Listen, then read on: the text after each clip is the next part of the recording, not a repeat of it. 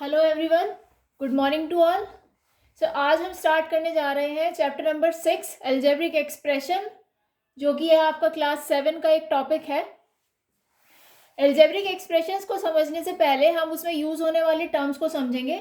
सबसे पहली टर्म जो होती है वो होती है कांस्टेंट। तो कांस्टेंट क्या होता है? A symbol having a fixed numerical value. तो कोई भी ऐसी सिंबल जिसका एक फिक्स्ड वैल्यू है, यानी कि उसे आप चेंज नहीं कर सकते, वेरी नहीं कर सकते, वो फिक्स्ड है। दूसरा होता है variable. A symbol which takes various numerical values is called variable. So variable आपका क्या होता है? जो आपकी वेरियस न्यूमेरिकल वैल्यूज को अडेप्ट कर सकता है, यानी कि उसकी एक कोई फिक्स्ड वैल्यू नहीं होती है, उसको हम कहते हैं वेरिएबल। कांस्टेंट और वेरिएबल की कॉन्सेप्ट को समझाने के लिए ये एग्जांपल लिया है मैंने। आप सभी को पता है कि पेरीमीटर ऑफ रेक्टेंगल क्या होता है? Twice length plus breadth. तो यहाँ पे हमें देखने को मिल रहा है कि जो हमारा p है, हमारा लेंथ है, हमारा ब्रेथ है, ये सारे वेरिएबल्स हैं। इनकी वैल्यू कुछ भी हो सकती है based on the value of length, breadth, perimeter. इनकी वैल्यू डिफर कर सकती है, but in this formula the constant is 2। ये अपने आप में फिक्स है, इसको आप चेंज नहीं कर सकते हैं। इसकी आप ये नहीं कह सकते हैं कि ये इसको 2 को हम 3 लिख सकते हैं, 4 लिख सकते हैं। ये एक फिक्स्ड है, 2 है तो ये 2 इसकी फिक्स्ड वैल्यू है, यू कांट चेंज दिस। अब हम जानेंगे कि एल्जेब्रिक एक्सप्रेशन होता क्या है।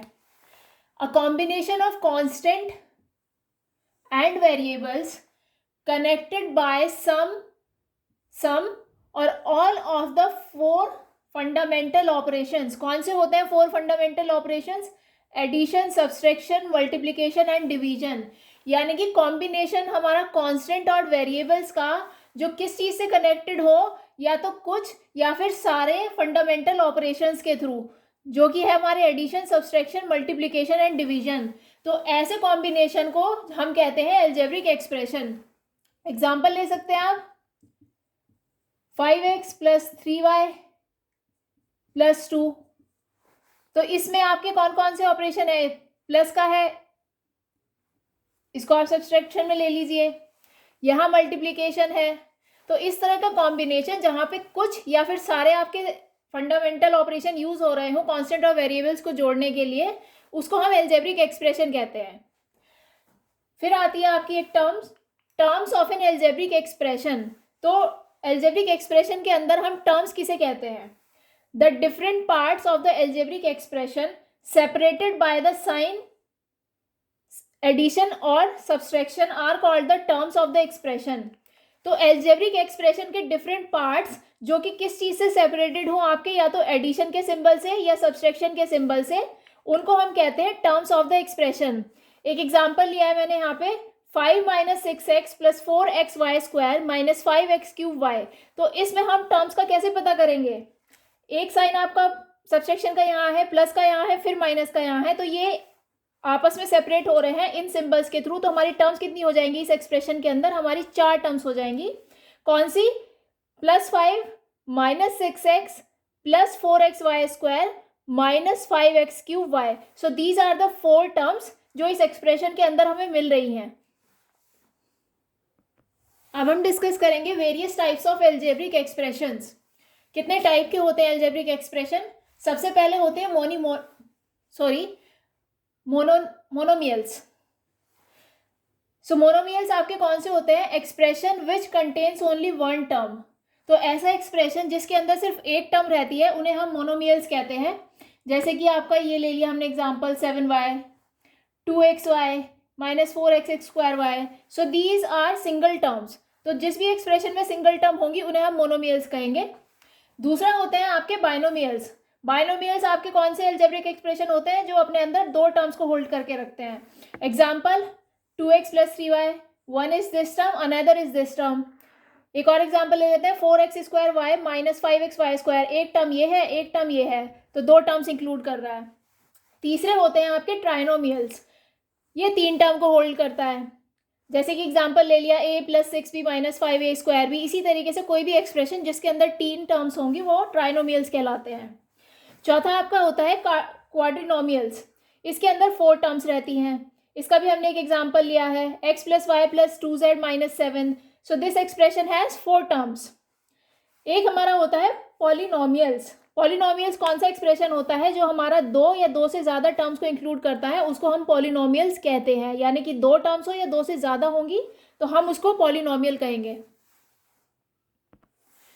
हम जानेंगे कोफिशिएंट और कांस्टेंट किसी भी एक्सप्रेशन में कैसे पता चलता है।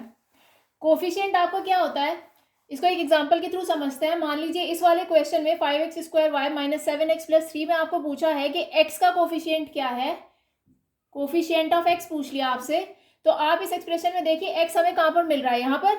तो x के साथ क्या जुड़ा हुआ है, -7। So this will become the coefficient of x। इसी तरीके से अगर हमसे पूछ लेता कि कोफिशिएंट ऑफ y क्या है, तो y देखिए एक्सप्रेशन में कहाँ है, y यहाँ पर है, इसके साथ क्या जुड़ा हुआ है, 5x²। तो with the sign of the expression this will become the coefficient of y। Similarly इस वाले एग्जांपल में अगर देखें और मैं पूछूं कोफिशिएंट ऑफ x² क्या है इस एक्सप्रेशन में, इट्स 7। और कोफिशिएंट ऑफ अगर x पूछते तो वो क्या बन जाता आपका, कोफिशिएंट ऑफ x -1।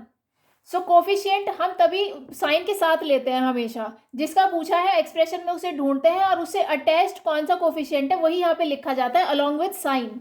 और इन दोनों एक्सप्रेशन में अगर हम बात करें कांस्टेंट कौन से होंगे, तो वो वैल्यू जो वेरी नहीं करती हैं, यानी कि जो फिक्स रहती हैं, वो कांस्टेंट होते हैं।